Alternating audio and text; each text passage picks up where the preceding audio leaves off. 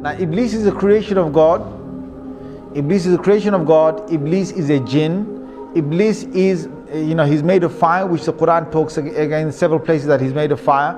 But where did Iblis come from? And were there the likes of Iblis before? So the Mufassirun have commented. Again, this is based on those narrations that I talked about earlier. And what Allah Azza wa Jal did is that He created a whole creation of jinns that were on the earth. And this is, you will find in many of the early Mufassirun have commented on this.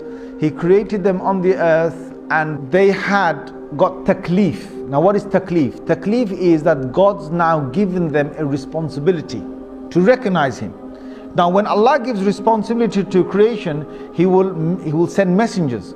So what Allah did is that He sent jinn messengers. So before there was human messengers, before Adam alayhi salam, who was the first human messenger, there were many jinn messengers that Allah Azza wa Jal sent to them. Now the jinns are made of fire.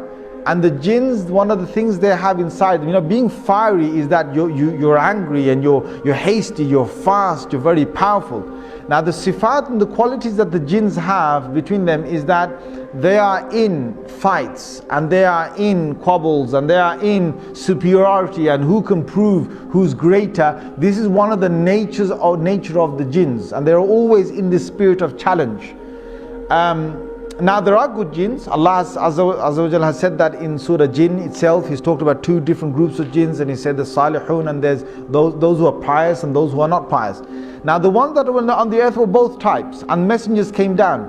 But the messengers in the many numbers were killed by the jinns on the earth. And there was great corruption that prevailed on the earth. There was great corruption that prevailed on the earth.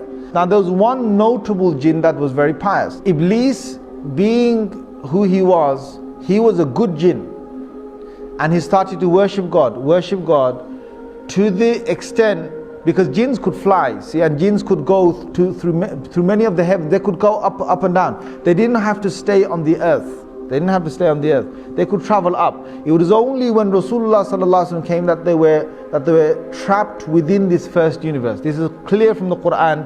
This in Surah Safat you will find this. In Surah Jinn you will find this. That Allah did not allow them to go beyond the first heaven, or the first heaven meaning the end of this universe. They can't go past that after Rasulullah sallallahu alaihi wasallam became a prophet.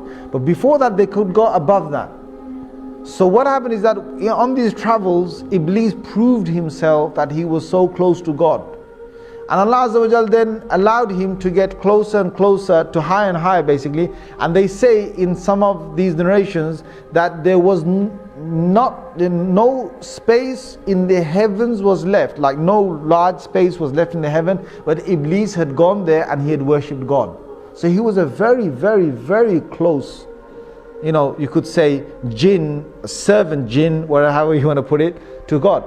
Until then, Allah Azza wa Jal allowed him to come in the company of the malaika, of the angels.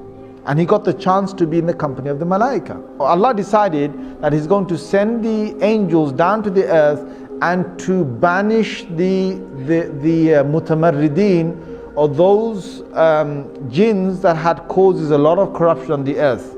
So this group was going to come down and they're going to kill many of these jinns that were just out of control. Iblis volunteered that if he can come with the angels to kill these corrupted jinns on the earth, and Allah Azza wa Jal gave him permission.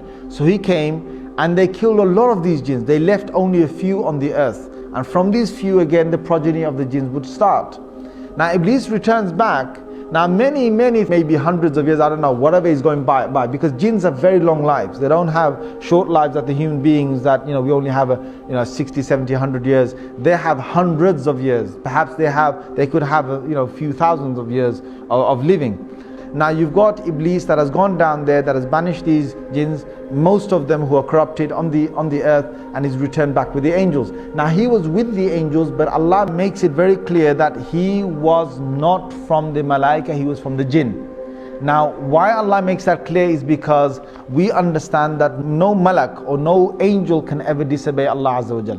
Allah has made it in their nature not to disobey Allah, but a jinn can. So the biblical sources, they've now faltered again. they call it a fallen angel. So what they say is that if an angel decides to go against the will of God or the command of God, then that angel, Allah drops him from the rank of the angels and now he becomes a fallen angel. That's the biblical sort of side, or what some of them believe. The Muslims don't believe that. No angel can ever disobey Allah Azza wa Jal. So that's where we find that Iblis was able to disobey Allah, because he wasn't from the malaika.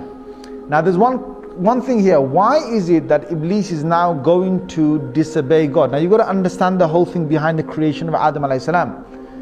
Suddenly Allah reveals to the angels and he says, I am about to make on the earth a Khalifa, or someone who will take command, second in charge, or someone who will rule again, reign after the last reigning. I'm about to make a Khalifa on the earth. Now when Allah said that, Iblis got really happy, right? He must have got really happy. And you know why? Because Iblis knows that the angels are not the ones who are going to rule the earth.